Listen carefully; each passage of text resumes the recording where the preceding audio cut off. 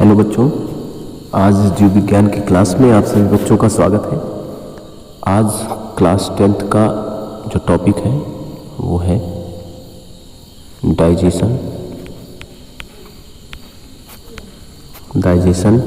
Of food.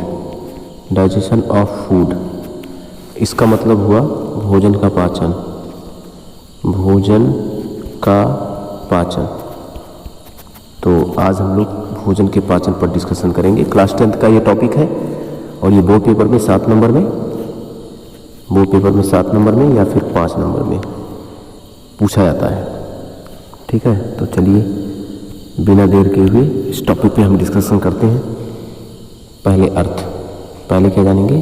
अर्थ क्या है पाचन का, यानी मीनिंग क्या होती है, और उसी में ये भी जानेंगे कि नीड क्या है, आवश्यकता क्या है। Meaning and need, means and need मतलब पाचन का अर्थ एवं उसकी आवश्यकता।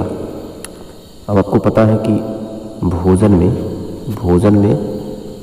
बहुत सारे भोज्य पदार्थ होते हैं जिससे जो है शरीर को कार्य करने के लिए एनर्जी मिलती है। आप सभी को पता है कि भोजन में बहुत सारे भोज्य पदार्थ होते हैं और फिर उन भोज्य पदार्थों से शरीर के लिए आवश्यक एनर्जी मिलती है। ठीक है, अब भोज्य पदार्थ जिस रूप में भी हम ग्रहण करते हैं उससे ऊर्जा हमें नहीं मिलती। मतलब जिस रूप में हमने क्या कहा? हमने कहा कि जो भोजन में जो भोज्य पदार्थ हैं,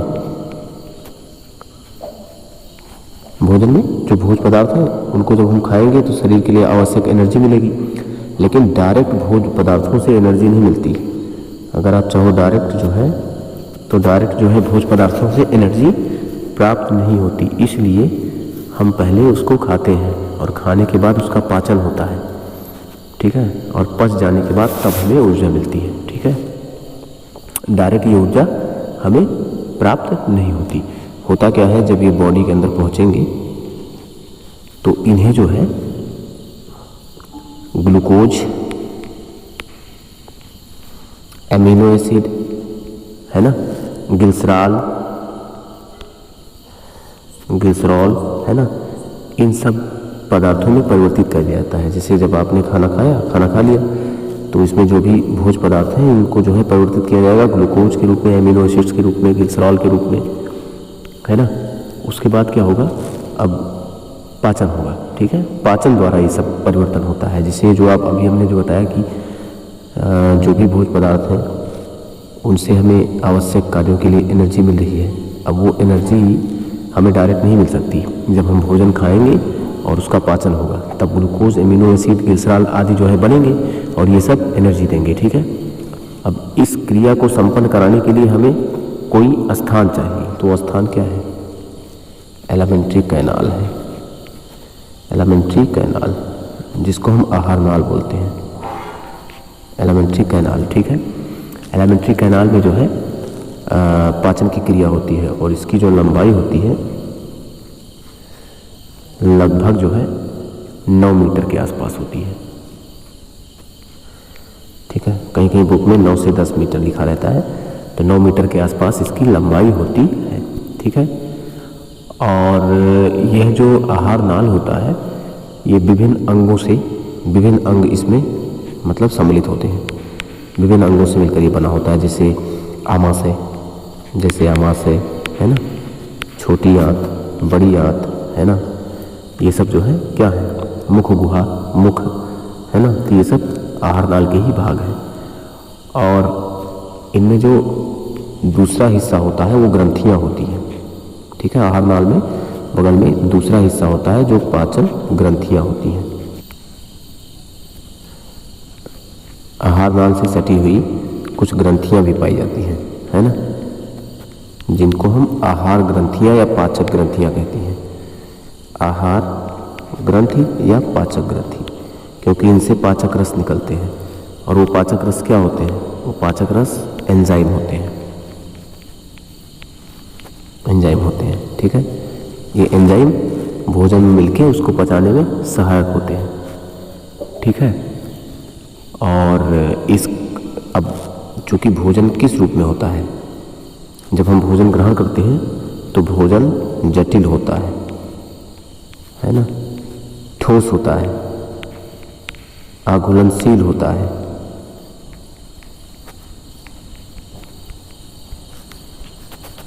ना। और जब हम इसको दांतों से कूचते हैं, आहार नाल में ये जाता है, तो वहाँ पे बहुत सारे पाचक रस अर्थात एंजाइम मिलते हैं और वो भोजन को पचा देते हैं। तो इस क्रिया को हम भोजन का पाचन कहते हैं। और वो फिर सरल, जटिल था ना, अब जब भोजन कूच दिया गया, पीस दिया गया, उसका पाचन हो गया, उलट पुलट के मंथन हो गया, तो वो सरल हो गया, जटिल से घुलनशील अवस्था में आ गया, है ना, तो उसका पाचन हो गया। इसको हम बोलेंगे भोजन का पाचन, ठीक है। और हम जानते हैं कि जो हमारा भोजन है उसमें फैट, ठीक, उसमें जो है प्रोटीन, उसमें कार्बोहाइड्रेट आदि चीज़ें जो है वो अघुलनशील अवस्था में होती है और उनका अवशोषण नहीं हो पाता। जब हम शुरुआत में भोजन करते हैं तो वो ठोस होता है, जटिल होता है, और ये सब जो भी CHO है या प्रोटीन है, ये सब अघुलनशील अवस्था में होता है। बाद में होता क्या है, इसीलिए इसका अवशोषण नहीं हो पाता, और जब पाचन क्रिया हो जाती है तो ये जटिल हो जाते हैं, सरल हो जाते हैं, घुलनशील हो जाते हैं, है ना। पाचन क्रिया जब हो जाती है तो ये जितने भी जो पदार्थ हैं अघुलनशील अवस्था में हैं, ये सब घुलनशील हो जाएंगे और आराम से जो है घुल सकेंगे जल में, और इनका अवशोषण जो छोटी आंत है उसमें बिलाई द्वारा किया जाएगा, ठीक है। और इनको जो पचाने में मदद कर रहे हैं भोजन को, वो सब एंजाइम है, ठीक। तो इस प्रकार हम कह सकते हैं कि पाचन एक रासायनिक क्रिया है। क्या कहेंगे हम, पाचन एक रासायनिक क्रिया है, जो परिभाषा क्या होगी ये आप नोट आउट कर सकते हैं। पाचन एक रासायनिक क्रिया है, रासायनिक क्रिया है, रासायनिक क्रिया है, ठीक है, जिससे भोजन के अघुलनशील पदार्थ, जिससे भोजन के उसके बाद आगे देख लें आप, जिससे भोजन के अघुलनशील पदार्थ,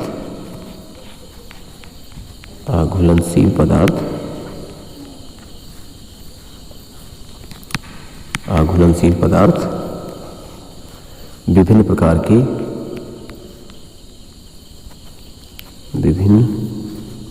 के एंजाइमों द्वारा, विभिन्न प्रकार के विकरों या एंजाइमों, विभिन्न प्रकार के विकरों द्वारा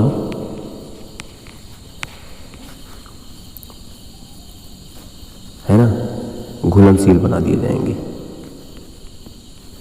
घुलनशील अवस्था में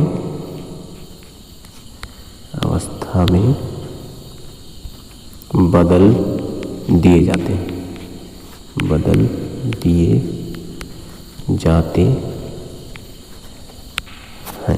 है ना। तो पाचन की परिभाषा एक बार पुनः सुन लें आप लोग कि पाचन एक रासायनिक क्रिया है जिससे भोजन के अघुलनशील पदार्थ एंजाइमों द्वारा घुलनशील अवस्था में बदल दिए जाते हैं, ठीक है, जिससे भोजन सरल हो जाता है, घुलनशील हो जाता है और आसानी से वो जो है अवशोषित कर लिया जाता है, ठीक है। अब आगे हम देखते हैं पाचन क्रिया।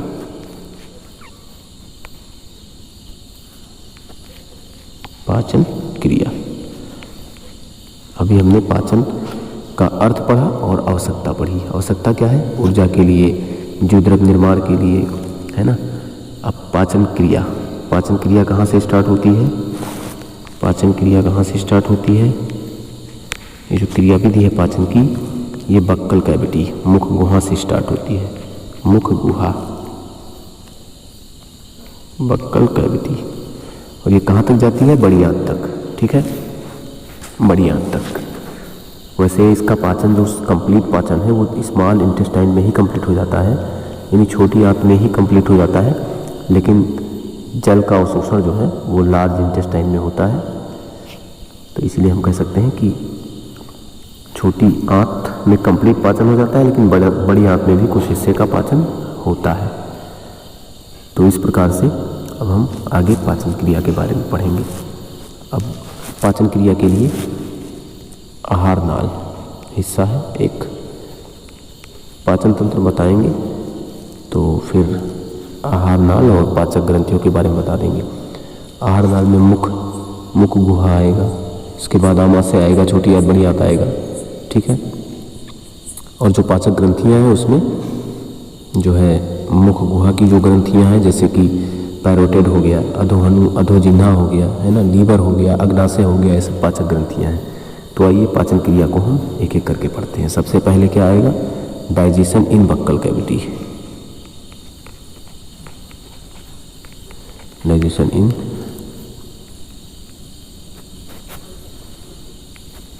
बक्कल कैविटी, मुख गुहा में पाचन। कहाँ पे पाचन? मुख गुहा में पाचन।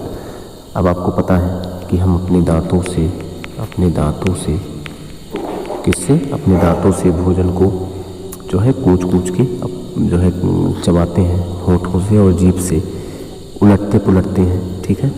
और दांत भोजन को चबाकर लेई के रूप में बदल देता है, लेई बना देता है, गीला कर देता है, ठीक है। और उसमें लार जो है आसानी से आके मिल जाता है पाचक ग्रंथियों से।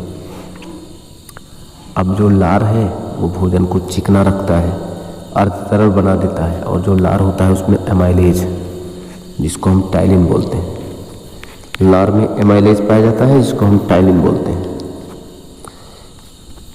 एमाइलेज, जिसको हम क्या बोलते हैं? टाइलिन।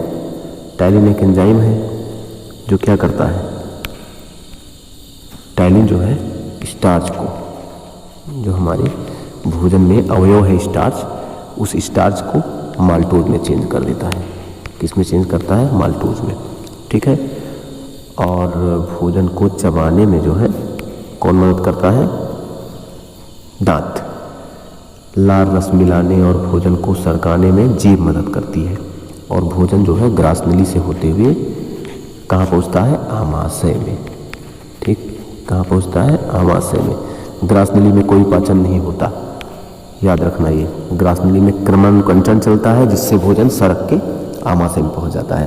तो मुख गुहा में पाचन था। अब दूसरा टॉपिक है digestion in stomach. Digestion in stomach.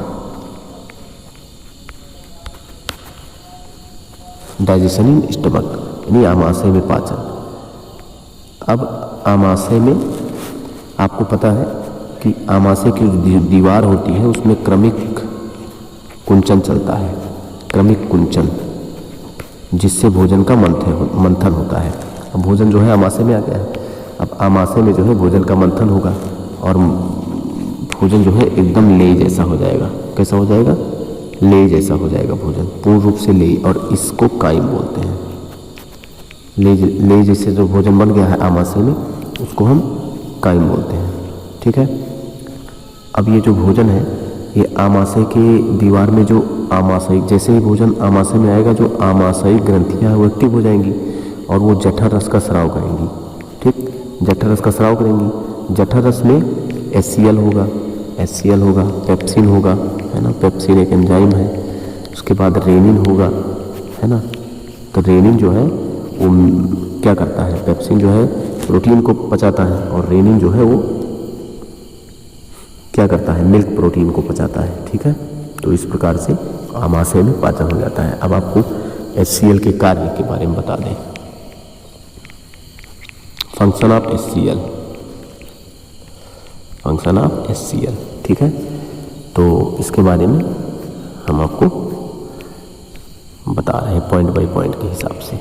इसको आप नोट। ये करता क्या है? जो भोजन का जीवाणु है अर्थात बैक्टीरिया, HCl उसको नष्ट करता है। यदि खाने के साथ में जीवाणु वगैरह चला गया है तो उसको ये नष्ट करेगा। दूसरा काम क्या है HCl का? ये जितने भी एंजाइम इनएक्टिव होते हैं, जितने भी एंजाइम सक्रिय नहीं हैं, उनको ये सक्रिय बनाता है। और तीसरा काम, भोजन को अम्लीय बनाता है, जिससे भोजन 4 घंटे 5 घंटे जितना भी रहना है उसको सड़ने न पाए, ठीक है। और उसके बाद जो है अगला कार्य है, ये भोजन को सड़ने से बचाता है। अब पहले ही बता दिया, सड़ने से बचा रहा है। इसके बाद एक चीज़ और देख लीजिए आप, भोजन के ठोस भाग को गला देगा।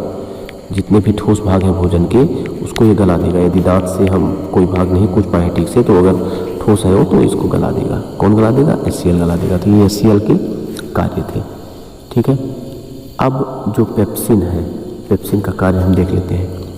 पेप्सिन क्या करता है? प्रोटीन को, पेप्सिन जो है प्रोटीन को पेप्टोन और प्रोटीओजेज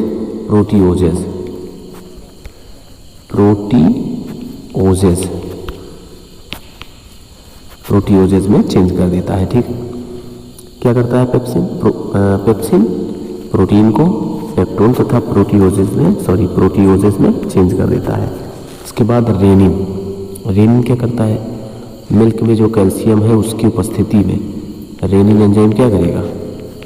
रेनिन एंजाइम मिल्क में जो कैल्शियम है उसकी उपस्थिति में आघूलनशील केसीन को, केसीन प्रोटीन है ना, हमने बताया था मिल्क प्रोटीन, केसीन है ना, तो रेनिन एंजाइम दूध में कैल्शियम की उपस्थिति पर केसीन प्रोटीन को पैराकेसीन या दही में चेंज कर देगा। किस में चेंज करेगा? पैराकेसीन या दही। ठीक है, पैराकेसीन या दही बना देगा। ठीक है, और जो तीसरा जो एंजाइम है वो गैस्ट्रिक लाइपेज है। ठीक है, अब ये जठर रस में है भाई। अब ये क्या करेगा? गैस्ट्रिक लाइपेज भोजन का जो लेई है, काइम है, उसको ये जो है एक हिसाब से गीला बनाए रखता है और इसमें क्या कहते हैं, आमाशय में सड़ने से रोकता है। एक गीला एक समान मात्रा उसकी बनी रहेगी, यानी कोई भी भाग ठोस नहीं होगा। तो ये गैस्ट्रिक लाइपेज। और एक काम और है थोड़ा सा, ये वसा को तोड़ता है, हल्का सा तोड़ेगा, इमल्सिफिकेशन। इसके बाद हम लोग पढ़ेंगे नेक्स्ट ड्यूडेनम में पाचन। ये आमाशय में था, अब ड्यूडेनम में डाइजेशन इन ड्यूडेनम, यानी इसका मतलब क्या हुआ? इसका मतलब हुआ ग्रहणी में पाचन। सबसे पहले था मुख गुहा में पाचन, दूसरा था आमाशय में पाचन, अब तीसरा है ग्रहणी में पाचन। ठीक, तो अब आपको पता होना चाहिए कि जैसे ही भोजन आमाशय से ग्रहणी में पहुंचता है, ग्रहणी छोटी आंत का पहला हिस्सा है, जैसे ही भोजन आमाशय से ग्रहणी में पहुंचता है, ग्रहणी सी आकार की संरचना होती है, तो इसमें जो है पित्त वाहिनी लीवर से आके मिली होती है। ठीक है, और अग्नाशयी वाहिनी अग्नाशय से आकर मिली होती है, मेसेंट्री द्वारा जुड़ी होती है। अब ये करता क्या है कि जो यकृत है उससे जो पित्त वाहिनी है उससे पित्त रस आएगा। जो यकृत है उस यकृत से जो पित्त वाहिनी आके जुड़ी हुई है ग्रहणी से, उससे पित्त रस आएगा। ठीक है, और अग्नाशय वाहिनी से अग्नाशयी रस आएगा। ठीक, तो अब देखते हैं कि पित्त रस क्या है और क्या करता है। ग्रहणी में भोजन के आते ही ग्रहणी के पित्त वाहिनी से पित्त रस आके भोजन में मिल जाएगा, और ये भोजन के जो अम्लीय प्रभाव है उसको क्षारीय कर देगा, नष्ट करके। ठीक, क्षारीय कर देगा पित्त रस, जीवाणुओं को मार देगा, ये भी जीवाणु मारता है। ठीक, और जब ये उपस्थित रहेगा तो जो पैनक्रियाटिक जूस है, अग्नाशयी रस है, जो पैनक्रियाटिक जूस है, ये ठीक से वर्क करेगा जब तक पित्त रस मौजूद है। इसके बाद अग्नाशयी रस,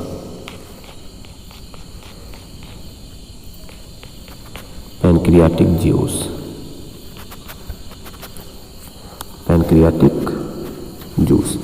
इसका वर्क क्या है? पहली चीज तो इसमें जानिए कि ये पाचन करता है, ये एंजाइम है, या कह लीजिए कि पैनक्रियाटिक जूस में निम्नलिखित एंजाइम होते हैं। ट्रिप्सिन होता है, ट्रिप्सिन। ठीक, इसके बाद एमाइलेज विकर होता है, एमाइलेज। इसके बाद लाइपेज भी होता है ना। तो जो ट्रिप्सिन है ये क्या करेगा? बचे हुए प्रोटीन को पेप्टोन और प्रोटीओजेज में चेंज करेगा। एक बार जो वहाँ पे प्रोटीन का जो जठर रस में पेप्सिन था, प्रोटीन को पेप्टोन और प्रोटीओजेज में चेंज किया था, यहाँ पर ट्रिप्सिन जो है क्षारीय माध्यम में, वहाँ भाई जो पेप्सिन था वो अम्लीय माध्यम में काम किया था, ट्रिप्सिन क्षारीय माध्यम में काम करेगा, ये ध्यान रखना। दोनों प्रोटीन को तोड़ते हैं। आमाशय में प्रोटीन को तोड़ने का काम करता है पेप्सिन अम्लीय फॉर्म में, और ट्रिप्सिन क्षारीय फॉर्म में करता है गृहिणी के अंदर। ठीक है, ये क्या करेगा, ये प्रोटीन को जो बचा हुआ प्रोटीन है पेप्टोन और प्रोटीओजेज में बदलेगा। जो वहाँ काम हुआ था वही होगा, बस क्षारीय अम्लीय माध्यम की बात यहाँ पर है। इसके बाद नेक्स्ट जो है एमाइलेज विकर है। एमाइलेज क्या करेगा, इसको हम एमाइलोप्सिन भी बोलते हैं। एमाइलोप्सिन, एमाइलोज को तमाम बुक में मिलेगा आपको एमाइलोप्सिन। ये क्या करता है, ये जो माल्टोज है, माल्टोज और प्लस स्टार्च, ये दोनों को किस में बदल देगा, ग्लूकोज में। ठीक है, ग्लूकोज में चेंज कर देगा। कौन, एमाइलोप्सिन। इसके बाद नेक्स्ट जठर, जो जठर विकर है वसा को वसा अम्ल में बदलेगा। ठीक, जो लाइपेज विकर है, सॉरी जठर विकर नहीं लाइपेज विकर है, वो वसा को वसा अम्ल में चेंज करेगा। किस में चेंज करेगा, वसा अम्ल। ठीक है, इसके बाद हम फिर आगे बढ़ेंगे। डाइजेशन,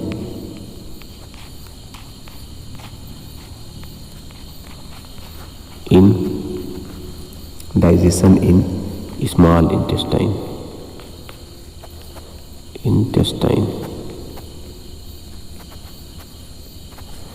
बच्चों इस समय लॉकडाउन की वजह से थोड़ा गांव में रहने के कारण असुविधाएं हैं, इसलिए जो है वीडियो इसी स्लाइड के माध्यम से ही आपको प्रोवाइड करा रहे हैं। इसको आप जो है आराम से, मैं जो है मेरा वॉइस सुनते हुए और इसको देखते हुए आप आराम से नोट्स बनाते रहेंगे या समझते रहेंगे। तो छोटी आंत में पाचन। अब भाई छोटी आंत की दीवार से आपको पता है कि आंतरीय रस निकलता है। अब भोजन ग्रहणी से कहाँ पहुँच जाएगा, छोटी आंत में पहुँच जाएगा, यानी इलियम में पहुँच जाएगा, मुख्य जो है आंत में पहुँच जाएगा। तो आंतरीय रस निकलता है। क्या निकलता है, आंतरीय रस। और आंतरीय रस में आपको पता है कि बहुत सारे एंजाइम होते हैं। तो आइए देखते हैं कि आंतरीय रस में कौन कौन से एंजाइम होते हैं। इरेप्सिन, एक एंजाइम है इरेप्सिन। आंतरीय रस में एक एंजाइम पाया जाता है जिसका नाम है इरेप्सिन। इरेप्सिन या पेप्टिडेज भी इसको बोलते हैं, पेप्टिडेज। ठीक, ये क्या करेगा, पेप्टोन्स को, किसको, पेप्टोन, जो जितने भी, याद कीजिए ट्रिप्सिन और पेप्सिन दोनों ने क्या किया था, प्रोटीन को पेप्टोन में तोड़ा था। तो जो भी पेप्टोन्स हैं उनको ये क्या करेगा, एमिनो एसिड में बदल देगा। एमिनो एसिड में, किस में चेंज कर देगा, एमिनो एसिड में। आप ध्यान दें, जठर रस में जो पेप्सिन था और अग्नाशयी रस में जो ट्रिप्सिन था, उसने प्रोटीन को किस में चेंज किया था, पेप्टोन में। और अब ये क्या करेगा, कौन, ये जो इरेप्सिन है या पेप्टिडेज है, ये पेप्टोन्स को चेंज कर देगा एमिनो अम्ल में। ठीक, इसके बाद जो दूसरा एंजाइम है उसका नाम है माल्टेज। माल्टेज क्या करेगा, जो माल्टोज है उसको ग्लूकोज में चेंज कर देगा। इस प्रकार से स्टार्च का पूरा पाचन हो जाएगा। और वो जो इरेप्सिन या पेप्टिडेज है पेप्टोन्स को अमीनो एसिड में चेंज कर रहा है, तो इसलिए वो प्रोटीन का पाचन कंप्लीट हो गया। इसके बाद नेक्स्ट है सुक्रेज। कौन सा एंजाइम है, सुक्रेज। सुक्रेज क्या कर रहा है, ये भी शुगर को ग्लूकोज और फ्रक्टोज में चेंज कर रहा है। किसमें, ग्लूकोज में और फ्रक्टोज में, है ना, ग्लूकोज में और फ्रक्टोज में चेंज कर रहा है। इसके बाद और कौन सा एंजाइम है, लैक्टेज। कौन सा एंजाइम है, लैक्टेज। ये क्या करेगा, दूध की जो शुगर है, दूध की जो लैक्टोज शुगर है उसको ये ग्लूकोज में चेंज कर देगा। दूध में कौन सी शुगर पाई जा रही है, लैक्टोज, ओज और ये एज, है ना। एंजाइम पढ़ाएंगे तो बता देंगे कि एंजाइम क्या है, कैसे नामकरण करते हैं। तो लैक्टोज शुगर पे ये काम करेगा और ग्लूकोज पे चेंज कर देगा। और इस प्रकार से छोटी आंत में भोजन का कंप्लीट डाइजेशन हो जाएगा, पूर्ण पाचन हो जाएगा। मुख गुहा में पाचन, आमाशय में पाचन, अग्नाशय में ग्रहणी में पाचन, छोटी आंत में पाचन, है ना। मुख गुहा, आमाशय, ग्रहणी, छोटी आंत, यहाँ पे पाचन एकदम कंप्लीट हो जाएगा। ठीक, यहाँ पे जो पाचन है वो एकदम से आके कंप्लीट हो जाएगा। उसके बाद जो है फिर क्या होगा, भोजन का अवशोषण। वहाँ पे भोजन का कंप्लीट पाचन हो गया, अब भोजन का अवशोषण होगा भाई।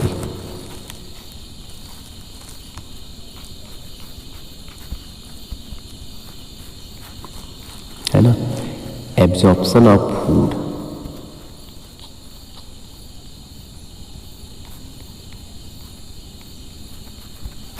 एब्जॉर्प्शन ऑफ फूड यानी भोजन का अवशोषण। ठीक है, तो आइए देखते हैं इसमें। अब आपको आपने पढ़ा है कि जो भोजन है उसका अवशोषण छोटी आंत में हो रहा है, या उसका पूरा पूरा पाचन जो है छोटी आंत में हो रहा है। तो चूंकि छोटी आंत की जो दीवारें होती हैं उसमें उंगली नुमा कुछ प्रवर्ध पाए जाते हैं जिनको हम विलाई बोलते हैं। ठीक है, उंगली नुमा कुछ प्रवर्ध पाए जा रहे हैं जिनको हम विलाई बोलते हैं। रसांकुर, है ना, छोटी आंत की दीवारों में अंगुली नुमा, जैसे कोई अंगुली होती है उस तरह की कुछ संरचनाएं होती हैं अंगुली नुमा, जिनको हम क्या कहते हैं, विलाई कहते हैं या रसांकुर कहते हैं। और चूंकि ये जो उंगली नुमा प्रवर्धे हैं, इनके पाए जाने के कारण छोटी आंत में एरिया ज़्यादा हो जाता है, यानी पाचन करने के लिए जगह ज़्यादा हो जाता है, जिससे भोजन का अवशोषण आसानी से इसमें हो जाता है। ठीक है, और ये जो रसांकुर हैं इसमें बहुत सारी ब्लड सेल्स होती हैं, कैपिलरीज होती हैं जो भोजन को अवशोषित करती हैं और ब्लड में ले जाके मिलाती हैं। ठीक है, इस प्रकार से भोजन का अवशोषण छोटी आंत में होता है। और आपको पता होना चाहिए कि जो रसांकुर में रक्त है वो एमिनो एसिड हो गया, ग्लूकोज हो गया, लवण हो गया, जल हो गया, विटामिन हो गया, इन सबको अवशोषित करेंगी। ठीक है, इन सबको अवशोषित करेंगी और फिर उसको कहाँ ले जाएंगी, यकृत में ले जाएंगी। ठीक है, अवशोषण करके उन्हें यकृत में ले जाएंगी और वसा अम्ल गिल्सराल का अवशोषण करके उसे लासिका वाहिनियों जो वसा अम्ल और गिल्सराल है उसका अवशोषण लासिका वाहिनियों द्वारा होगा। जो छोटी आंत में लासिका वाहिनी है वो किसका अवशोषण करेंगी, वसा अम्ल और गिल्सराल का। ठीक है, और इसके बाद जो है होगा स्वांगीकरण, एसिमिलेशन। क्या होगा, एसिमिलेशन।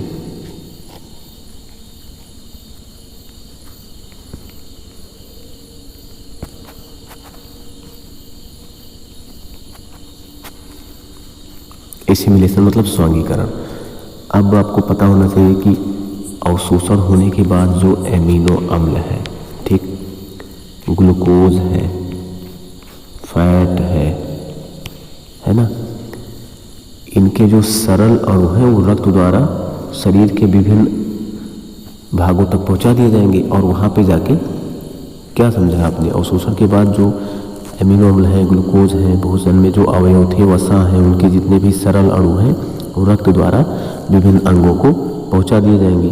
और जहाँ पर ये प्रोटोप्लाज्म, ठीक है, टिश्यू आदि के निर्माण में काम आएंगे। ठीक है, तो हम कह सकते हैं कि पचे हुए, क्या, पचे हुए भोज्य पदार्थों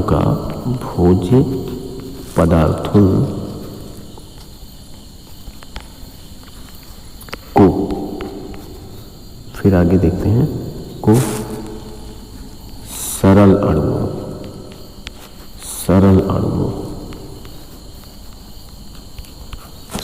अणुओं से जटिल